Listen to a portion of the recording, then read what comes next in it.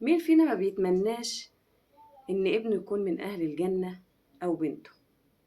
زي ما بنحب كده إن هما في الدنيا يكونوا أفضل ابن في المدرسة وأفضل بنت في دراستها وأحسن حد في الرياضة وأحسن حد في اللبس. يبقى كده احنا بنتمنى إن هما يكونوا من أهل الجنة، لأن مفيش أم ولا أب يتمنوا إن أولادهم يمسهم النار أو يتعذبوا بسبب حاجة صغيرة قد كده. النهاردة هنتكلم عن أهم حلم لأي أم وأب، إن ولادنا يكونوا من أهل الجنة ويكونوا سبب في دخولنا معاهم الفردوس الأعلى إن شاء الله. السلام عليكم ورحمة الله وبركاته. إزيكم؟ عاملين إيه؟ يا رب تكونوا بخير. الفيديو النهاردة فيديو مهم جدا. كلنا بنتمنى الحاجة دي لولادنا، بنتمنى إن هم يكونوا أحسن حد في الدنيا، وبرضه بنتمنى إن هم يكونوا أحسن حد في الآخرة. نفسي ابني يكون من أهل القرآن، نفسي بنتي تكون من أهل القرآن، نفسي إن هما ما يعملوش ذنوب ولا معاصي. تعالي بقى، الفيديو النهاردة فيديو جميل جدا. كل أم وأب بيهمهم مصلحة ابنهم وبنتهم يسمع للفيديو ده. أول نقطة هتكلم فيها معاكم، وطبعا أنا حاولت أجمع كل نقطة كده وأكتبها علشان منساهاش. وأول نقطة هتكلم فيها معاكم وهي القدوة. طبعا علشان ابني أو بنتي يطلعوا حاجة كويسة أو يكونوا من أهل الجنة زي ما الفيديو بتاعنا كده بيتكلم النهاردة، لازم الابن والبنت يشوفوا القدوة قدامهم اللي هو الأم والأب، لأن الأم والأب هم أكبر قدوة في حياة أولادهم. لو أنا بنتي أو ابني مش شايفين إن أنا بصلي، عمرهم ما هيصلوا. لو بنتي شايفاني إن أنا مش محافظة على حجابي ومش محافظة على صلاتي، هي كمان مش هتحافظ على صلاتها ولا حجابها. لازم أكون أنا قدوة ليها، ولازم الأب يكون قدوة لأولاده. طبعا القدوة هي أول وأهم خطوة إننا نكون قدوة يعني حقيقية لأولادنا، لأن الطفل مش بيتعلم بس من الكلام، مش إن أنا هفضل أتكلم فهو هيتعلم، لا، الطفل بيتعلم من الفعل. يعني لو شافني محافظة على صلاتي وعلى قرآني وعلى حجابي، بالتالي أنا بنتي وابني هيقلدوني، لأن أنا قدوة. هو بياخد مني، أنا مصدر المعلومات بتاع ابني، مصدر المعلومات بتاعت بنتي. أول حاجة سبحان الله، الطفل كده لما بيجي يسأل، هو معاكي انت اللي محتوياه، الأب هو اللي محتوي أولاده. فما بيحب يعرف أي معلومة بيجي يعرفها من الأب ومن الأم.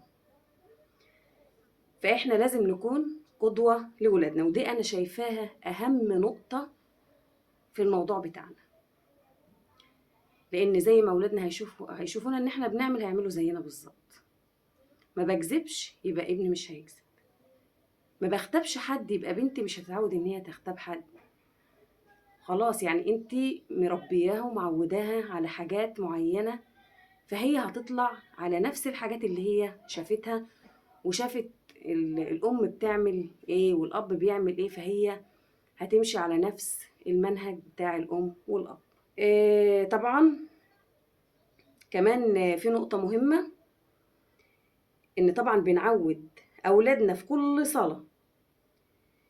يعني لازم ولادنا يتعودوا من صغرهم إن الأذان، وقت الأذان ده خلاص هو وقت مقدس، أنا بوقف فيه كل حاجة، بوقف فيه مذاكرة، بوقف فيه لعب، بوقف فيه كل حاجة أنا بعملها، لأن يعني أنا بفهم الابن أو الابنة إن الوقت ده مهم، ولازم إن أنا بسيب كل حاجة علشان بروح للأهم. أعرف ابني وبنتي إن ده نداء من ربنا سبحانه وتعالى، وربنا بينادى عليا علشان الوقت ده انا هروح وهقف بين ايدين ربنا سبحانه وتعالى. بكده انت بتزرعي فيهم ان وقت الصلاة هو اهم وقت. وقت الصلاة حتى لو انت في دروسك وجاي من دروسك، وعلى فكرة انا بقول لكم الكلام ده لان انا عايشة فيه. يعني انا لما بطلع اقول لكم حاجة انا بتعامل بيها مع اولادي او بتعامل بيها مع نفسي. فاي حاجة انا بقولها لكم عن اللي انا عايشة فيه واللي انا بعمله مع اولادي. حتى لو ابنك وراه درس وطالع من الدرس وسمع الأذان، لازم اللي هو بيروح على المسجد وبيصلي. انت عرفيه النقطة دي، طبعا هيكبر على الوضع اللي انت عودتيه عليه. لما ابنك يكون من أصحاب المساجد بكده طبعا مش هيغلط. اللهم صل وسلم وبارك على سيدنا محمد. يبقى هو خد فكرة أو هي خدت فكرة إن أهم حاجة هي الصلاة. طبعا الأولاد في المساجد، والبنت طبعا صلاتها ما تفوتهاش صلاتها في البيت. مهما بتعملي، مهما يكون وراكي مذاكرة أو دروس أو أي ما يعني حاجة شغلاكي، لا، هو الصلاة وقت مقدس للبيت كله. دي النقطة اللي أنا كنت بركز فيها، لأن بصراحة أنا كنت يعني بشوف أولاد بيكونوا يعني كبار مثلا خلاص وصل للإعدادية وهو ما بيصليش وعادي، والبيت عادي والحياة ماشية عادي. لا، انت أسسي في ابنك. ولسه يعني في ناس يعني ايه بتحاول ان هي تعلم أولادها في السن بقى الكبر ان هو يصلي. صدقيني انت هترتاحي جدا لو انت علمتيه من الصغر ان هو يصلي وزرعت فيه موضوع الصلاة ده هيريحك فيما بعد. لما هيطلع إعدادي وهيطلع ثانوي خلاص، يعني هو اتزرع فيه حب الصلاة، اتزرع فيه ان هو في حاجة بيعملها ما يقدرش ان هو يستغنى عنها. اللهم صل وسلم وبارك على سيدنا محمد وعلى آله وصحبه وسلم. طبعا لو صغيرين بنعلمهم الوضوء ازاي. لازم تعلمي اولادك بتقفي وتتوضي وتوريهم دي الخطوة الأولى، دي الخطوة التانية، دي الخطوة التالتة، بتعلميهم الوضوء. الصلاة طبعا بيقفوا معاكي بيصلوا، بتعلموا الصلاة. وما نملش بقى، يعني ايه، انا بعود دايما على الوضوء واقف معاه وهو بيتوضى او بقف معاه وهي بتتوضى. كل ده طبعا في الصغر انت بتزرعيه. علمتهم الوضوء، علمتهم الصلاة. انا كل شوية اقول للبنت قومي صلي، كل اذان اقول لها قومي صلي. اوعي تملي، اوعي تملي، وده عن تجربة. كل اذان وكل فرض للصلاة ايام اولادك يصلوا لغاية ما ربنا كده هيهديهم وهيقوموا لوحدهم. لكن ما تمليش وما تتعبيش كده وما تزهقيش. ما تقوليش انا اصل انا كل شويه هقوم اقيمهم للصلاه، وبرضه ما تضربيش او وما تزعقيش. يعني الصلاه خلاص، يلا قوم صلي، يلا قوم صلي. هتقولي كتير وهتحسي ان انت يعني ايه الموضوع واخد منك وقت كتير، بس ما تمليش. لان لو انت سبتيهم او ان انت اخترت ان انت ترتاحي من كتر بقى ما بتقولي لهم، صدقيني انت اللي هتتعبي فيما بعد. هيكبروا مش هيبقوا عارفين يعني ايه صلاة. فانت اتعبي معاهم دلوقتي وما تمليش. وكل اللي انت زرعتيه فيهم هم صغيرين هي ثمرة وانت هتحصديها بعد كده. يعني اللي انت بتزرعيه هتزرعيه صلاة وضوء وقرآن وحب لله وحب للرسول عليه الصلاة والسلام. كل ده انت يعني هتحصديه فيما بعد، هترتاحي كتير فيما بعد. في برضو نقطة انا كنت عايزة اقول لكم عليها، ان طبعا لو البنات بقى نحاول نفرحهم كده ونجيب الخمار الجميل ده وسجادة كده شكلها حلو ونحاول نهديهم يلا علشان تتعلمي الصلاة. بص انا جايبه لك ايه، وتجيبي لها هدية كده حلوة، ان انت بقى يعني ان الصلاة دي بتعرفيها ان الصلاة دي حاجة جميلة ويعني حاجة قيمة، لدرجة ان انا بجيب لك اهو هدية علشان خاطر ايه الحاجة ديت خاصة بالصلاة. طيب النقطة اللي بعد كده وهي الدعاء. حاولي بقى تدعي كتير، لان الدعاء هو سلاح المؤمن. دايما دايما ادعي لولادك، دايما ادعي لهم كده بصلاح الحال، دايما تدعي رب اجعلني مقيم الصلاة ومن ذريتي ربنا وتقبل دعاء. دايما ادعي، لان الدعاء بيغير الاقدار، وطبعا هو مفتاح صلاح الاولاد. يعني الدعاء هو اللي هيصلح ولادك. دايما ادعي لاولادك بالخير، ادعي لهم بصلاح الحال، ادعي. طبعا قلنا من التربية ان انا طبعا هربيهم بالحب، على حب القرآن وحب الصلاة، مش بالضرب ولا بالصوت العالي، لكن بالرحمة. ليه بقى؟ لان الاحتواء لما انت تحتويهم هما هيحبوا الحاجة اللي انت هتقوليها. والكلمة الطيبة طبعا منك وبالتشجيع. الرسول عليه افضل الصلاة والسلام يعني قال من لا يرحم لا يرحم. فنرحم صغارنا ونحتويهم علشان يحبوا الحاجة. لان لو انا علمتهم الصلاة والوضوء وهم لسه صغيرين كده بعلمهم بالضرب، مش هيحبوا، بل بالعكس هيبقوا بيصلوا هم حاسين ان الموضوع تقيل عليهم. من الحاجات اللي انت تعلمها لهم برضو اللي هي رابع نقطة بقى، هي غرس الإيمان. أغرس فيهم الإيمان إزاي؟ أولا هعلمهم من صغرهم أسماء الله الحسنى، ده لازم. واقعدي كده معاهم وحاولي تشرحي كل اسم كده، الاسم ده معناه ايه.